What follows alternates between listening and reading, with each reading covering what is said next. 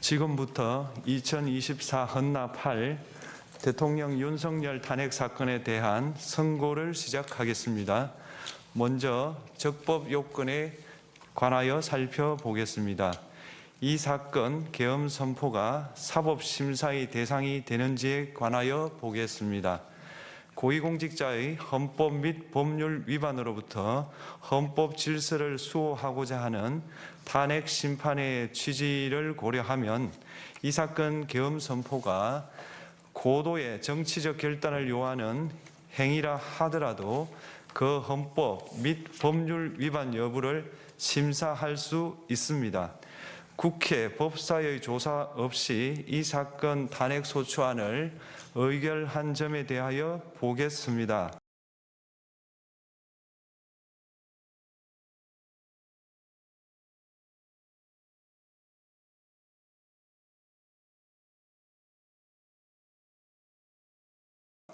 헌법은 국회의 소추 절차를 입법에 맡기고 있고 국회법은 법사위 조사 여부를 국회의 재량으로 규정하고 있습니다.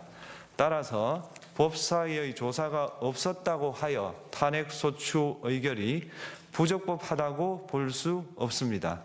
이 사건 탄핵소추안의 의결이 일사부재의 원칙에 위반되는지 여부에 대해서 보겠습니다. 국회법은 부결된 안건을 같은 회기 중에 다시 발의할 수 없도록 규정하고 있습니다.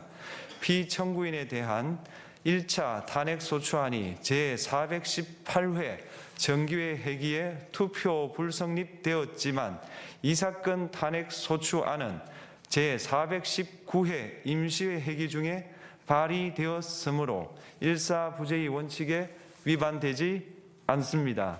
한편 이에 대해서는 다른 회기에도 탄핵소추안의 발의 횟수를 제한하는 입법이 필요하다는 재판관 정형식의 보충 의견이 있습니다. 이 사건 계엄이 단시간 안에 해제되었고 이로 인한 피해가 발생하지 않았으므로 보호 이익이 험결되었는지 여부에 대해서 보겠습니다. 이 사건 계엄이 해제되었다고 하더라도 이 사건 계엄으로 인하여 이 사건 탄핵 사유는 이미 발생하였으므로 심판의 이익이 부정된다고 볼 수 없습니다. 소추 의결서에서 내란죄 등 형법 위반 행위로 구성하였던 것을 탄핵 심판 청구 이후에 헌법 위반 행위로 포섭하여 주장한 점에 대하여 보겠습니다. 기본적 사실관계는 동일하게 유지하면서 적용 법조문을 철회, 변경하는 것은 소추 사유의 철회, 변경에 해당하지 않으므로 특별한 절차를 거치지 않더라도 허용됩니다. 피청구인은 소추 사유에 내란죄 관련 부분이 없었다면 의결 정족수를 충족하지 못하였을 것이라고 주장하지만 이는 가정적 주장에 불과하며 객관적으로 뒷받침할 만한 근거도 없습니다. 대통령의 지위를 탈취하기 위하여 탄핵 소추권을 남용하였다는 주장에 대하여 보겠습니다. 이 사건 탄핵 소추안의 의결 과정이 적법하고 피소추자의 헌법 또는 법률 위반이 일정 수준 이상 소명되었으므로 탄핵 소추권이 남용되었다고 볼 수 없습니다. 그렇다면 이 사건 탄핵 심판 청구는 적법합니다. 한편 증거법칙과 관련하여 탄핵 심판 절차에서 형사소송법상 전문법칙을 완화하여 적용할 수 있다는 재판관 이미선, 김형두의 보충 의견과 탄핵 심판 절차에서 앞으로는 전문법칙을 보다 엄격하게 적용할 필요가 있다는 재판관 김복형, 조한창의 보충 의견이 있습니다. 다음으로 피청구인이 직무집행에 있어 헌법이나 법률을 위반하였는지 피청구인의 법 위반 행위가 피청구인을 파면할 만큼 중대한 것인지에 관하여 살펴보겠습니다. 우선 소추 사유별로 살펴보겠습니다. 1. 이 사건 계엄 선포에 관하여 보겠습니다. 헌법 및 계엄법에 따르면 비상계엄 선포의 실체적 요건 중 하나는 전시, 사변 또는 이에 준하는 국가 비상사태로 저가 교전 상태에 있거나 사회 질서가 극도로 교란되어 행정 및 사법 기능의 수행이 현저히 곤란한 상황이 현실적으로 발생하여야 한다는 것입니다. 피청구인은 야당이 다수 의석을 차지한 국회의 이례적인 탄핵소추 추진, 일방적인 입법권 행사 및 예산 삭감 시도 등의 전횡으로 인하여 위와 같은 중대한 위기사항이 발생하였다고 주장합니다. 피청구인의 취임 후 이 사건 계엄 선포 전까지 국회는 행안부 장관, 검사, 방통위위원장, 감사원장 등에 대하여 총 22건의 탄핵소추안을 발의하였습니다. 이는 국회가 탄핵소추 사유의 위법성에 대해 숙고하지 않은 채 법 위반의 의혹에만 근거하여 탄핵심판 제도를 정부에 대한 정치적 압박 수단으로 이용하였다는 우려를 낳았습니다. 그러나 이 사건 계엄 선포 당시에는 검사 1인 및 방통위위원장에 대한 탄핵심판 절차만이 진행 중이었습니다. 피청구인이 야당이 일방적으로 통과시켜 문제가 있다고 주장하는 법률안들은 피청구인이 제의를 요구하거나 공포를 보류하여 그 효력이 발생되지 않은 상태였습니다.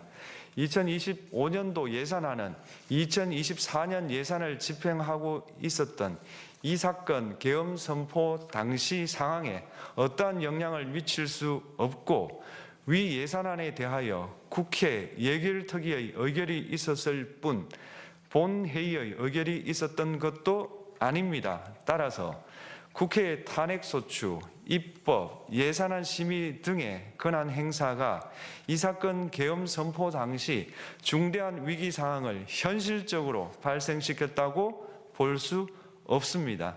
국회의 권한 행사가 위법, 부당하더라도 헌법재판소의 탄핵 심판, 피청구인의 법률안 제의 요구 등 평상시 권력 행사 방법으로 대처할 수 있으므로 국가 긴급권의 행사를 정당화할 수 없습니다.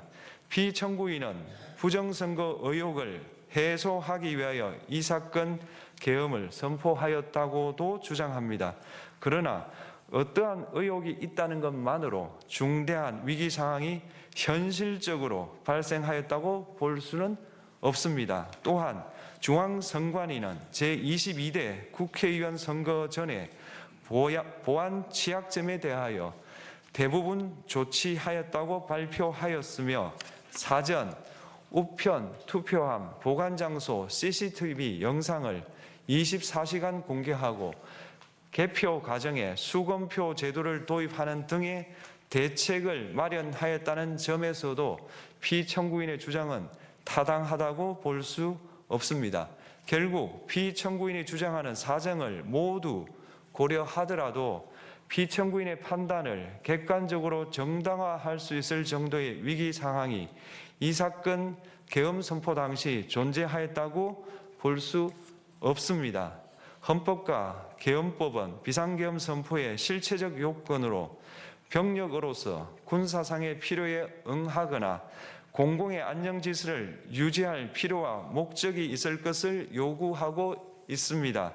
그런데 피청구인이 주장하는 국회의 권한 행사로 인한 국정마비 상태나 부정선거 의혹은 정치적, 제도적, 사법적 수단을 통하여 해결하여야 할 문제이지 병력을 동원하여 해결할 수 있는 것이 아닙니다. 피청구인은 이 사건 계엄이 야당의 전횡과 국정위기 상황을 국민에게 알리기 위한 경고성 계엄 또는 호소형 계엄이라고 주장하지만 이는 계엄법이 정한 계엄 선포의 목적이 아닙니다. 또한 피청구인은 계엄 선포에 그치지 아니하고 군경을 동원하여 국회의 권한 행사를 방해하는 등의 헌법 및 법률 위반 행위로 나아갔으므로 경고성 또는 호소형 계엄이라는 피청구인의 주장을 받아들일 수 없습니다. 그렇다면 이 사건 계엄 선포는 비상계엄 선포의 실체적 요건을 위반한 것입니다. 다음으로 이 사건 계엄 선포가 절차적 요건을 준수하였는지에 관하여 보겠습니다. 계엄 선포 및 계엄사령관 임명은 국무회의의 심의를 거쳐야 합니다.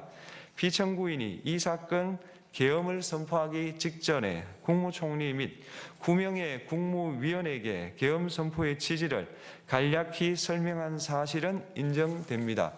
그러나 피청구인은 계엄사령관 등 이 사건 계엄의 구체적인 내용을 설명하지 않았고 다른 구성원들에게 의견을 진술할 기회를 부여하지 않은 점을 고려하면 이 사건 계엄 선포에 관한 심의가 이루어졌다고 보기도 어렵습니다. 그 외에도 피청구인은 국무총리와 관계 국무위원이 비상계엄 선포문에 부서하지 않았음에도 이 사건 계엄을 선포하였고 그 시행 일시, 시행 지역 및 계엄사령관을 공고하지 않았으며 지체 없이 국회에 통고하지도 않았으므로 헌법 및 계엄법이 정한 비상계엄 선포의 절차적 요건을 위반하였습니다. 2. 국회에 대한 군경 투입에 관하여 보겠습니다. 피청구인은 국방부 장관에게 국회에 군대를 투입할 것을 지시하였습니다. 이에 군인들은 헬기 등을 이용하여 국회 경내로 진입하였고 일부는 유리창을 깨고 본관 내부로 들어가기도 하였습니다. 피청구인은 육군 특수전 사령관 등에게 의결 정족수가 채워지지 않은 것 같으니 문을 부수고 들어가서 안에 있는 인원들을 끄집어내라는 등의 지시를 하였습니다.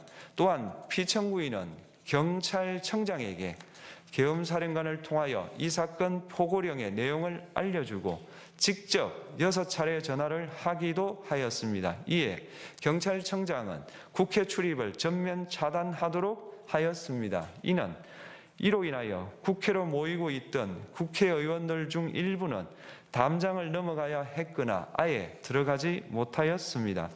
한편 국방부 장관은 필요시 체포할 목적으로 국군 방첩사령관에게 국회의장, 각 정당 대표 등 14명의 위치를 확인하라고 지시하였습니다.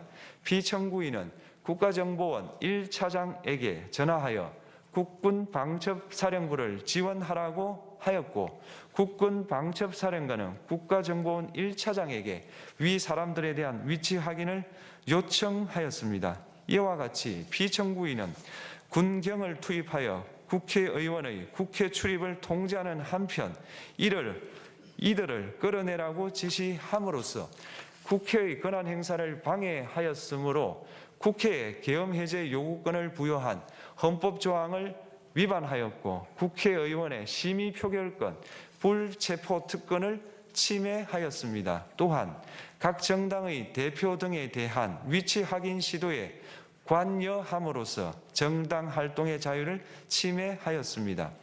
피청구인은 국회의 권한 행사를 막는 등 정치적 목적으로 병력을 투입함으로써 국가안전보장과 국토방위를 사명으로 하여 나라를 위해 봉사하여 온 군인들이 일반 시민들과 대치하도록 만들었습니다. 이에 피청구인은 국군의 정치적 중립성을 침해하고 헌법에 따른 국군 통수 의무를 위반하였습니다. 3.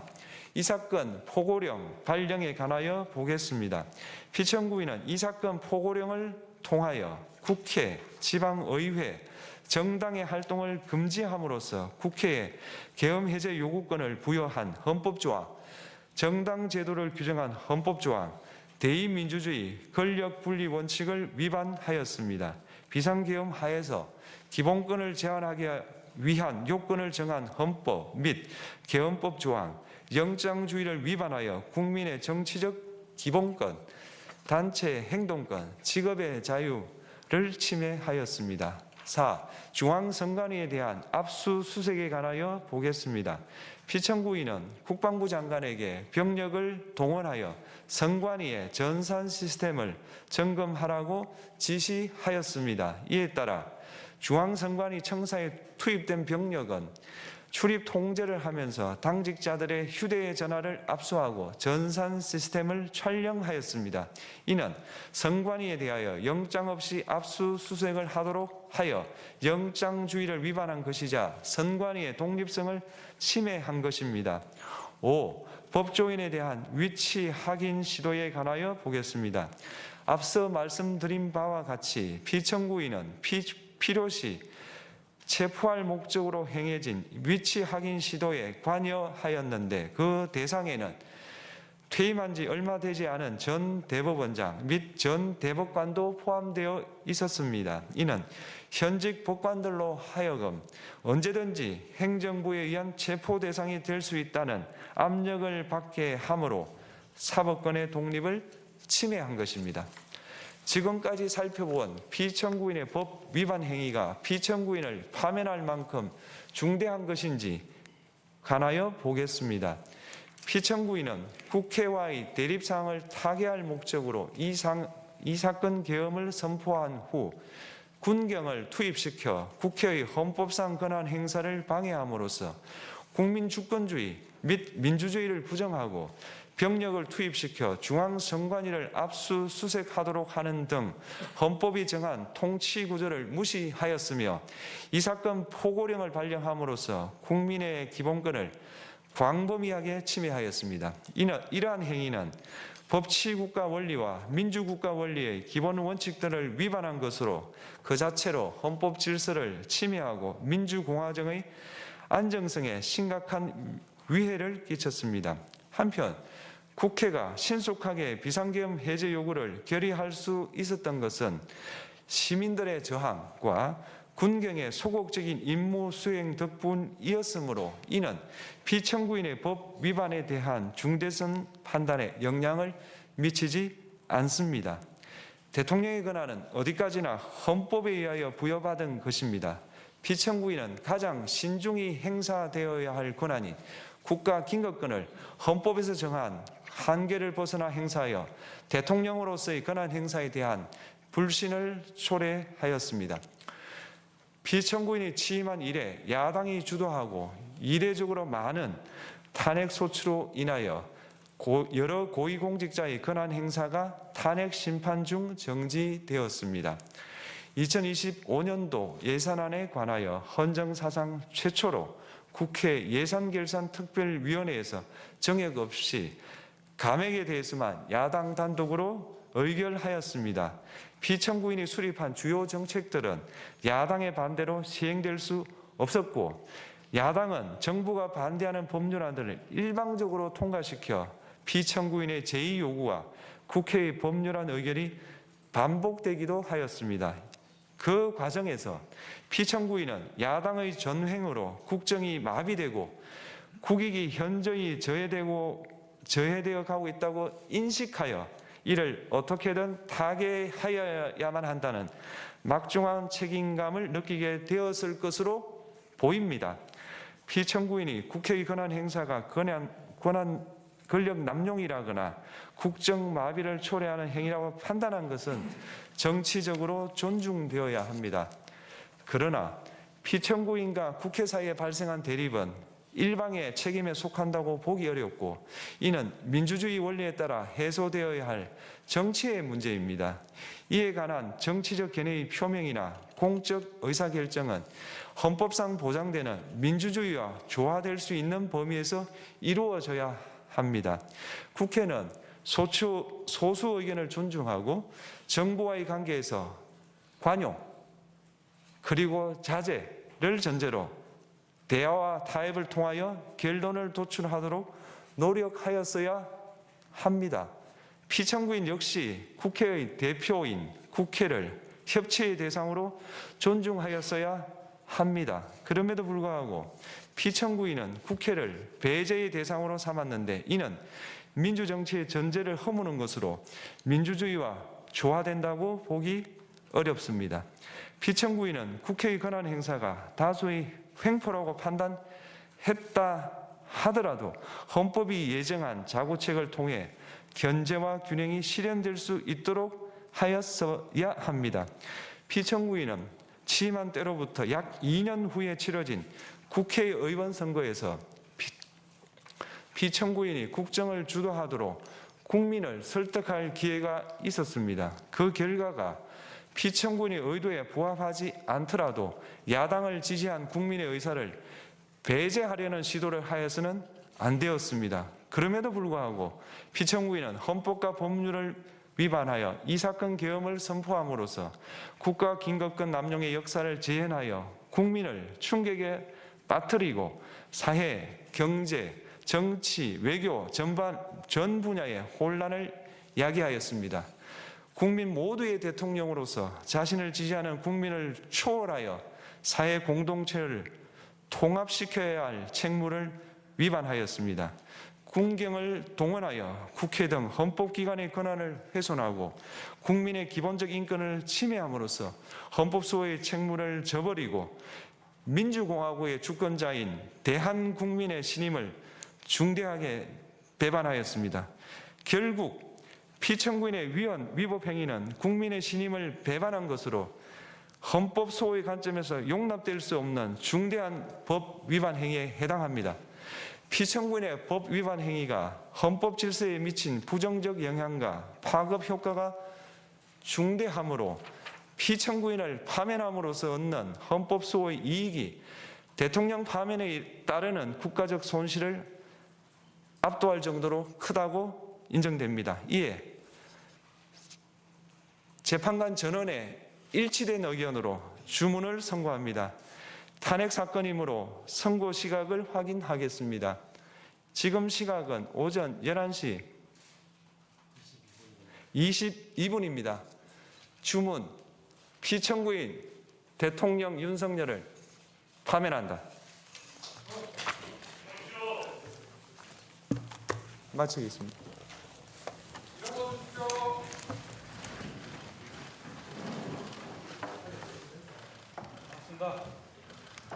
고맙습니다. 을 파면했습니다. 이제 전 대통령이죠. 윤석열 대통령이 임기가 시작된 지 1059일 만에 대통령직에서 파면됐습니다. 다시 한번 말씀드리겠습니다. 이제 전 대통령이죠. 윤석열 대통령이 헌법재판소의 탄핵 결정으로 대통령직에서 파면됐습니다. 자, 윤 대통령 탄핵이 인용됐습니다. 대통령직에서 파면됐고 헌법에 따라 60일 이내에 조기 대선이 치러져야 하는데 자, 조희원 기자 보니까